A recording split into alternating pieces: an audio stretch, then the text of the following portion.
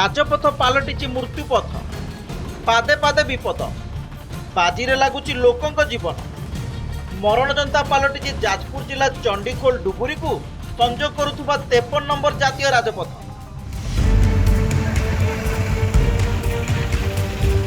वर्ष पर वर्ष बीतुची हेले शेष हो पारुनी एनएच संप्रसारण काम केउंठी ब्रिज काम अधारे अटकी तो आउ केउंठी रास्ता काम खाल खमारे भर्ती होइछि जातीय राजपथ। असराय वर्षा हेले गमनागमने सृष्टि होउछि समस्या घटुची दुर्घटना जाउछि निरीह जीवन हेले एनएचआई कर्तृपक्ष दृष्टि देउ नथिबा अभियोग होइछि।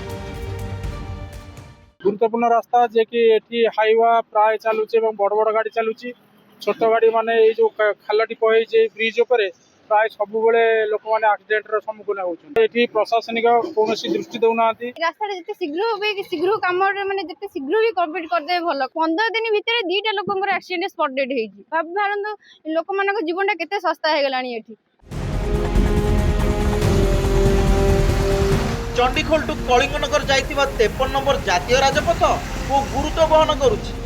पारादीपरू कलिंगनगर शिल्पांचल को संजोग करुथिबारु जातीय राजपथ रे प्रत्येक दिन बहु भारी जान जात करुछि। स्कूल कॉलेज छात्र छात्री जीवा आसीबा करुछन हेले विभिन्न स्थान रे ब्रिज कार्य अधारे अटकिछि।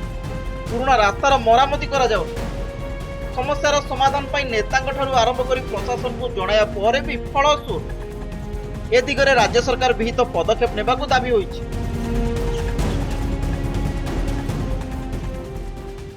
रास्ता तो ये तो चंडीखोल डुबुरी जाए लोक निर्भर कर रास्ता बोधी रास्तार अवस्था माने शोचनीय प्रतिदिन एक्सीडेंट होची।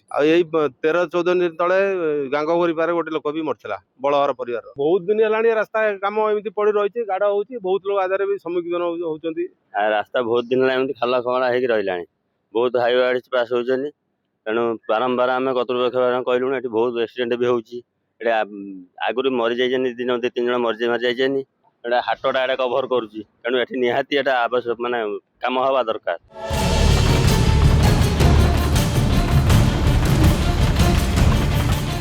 केबे भांगिब प्रशासन निद्रा एवं केबे संपूर्ण कार्यकारी हब चंडीखोल डुबुरी 53 नंबर जातीय राजपथ ताहा देखिबाकू बाकी रहिला। चंडीखोल हेमंत दास, नंदीघोष टीवी।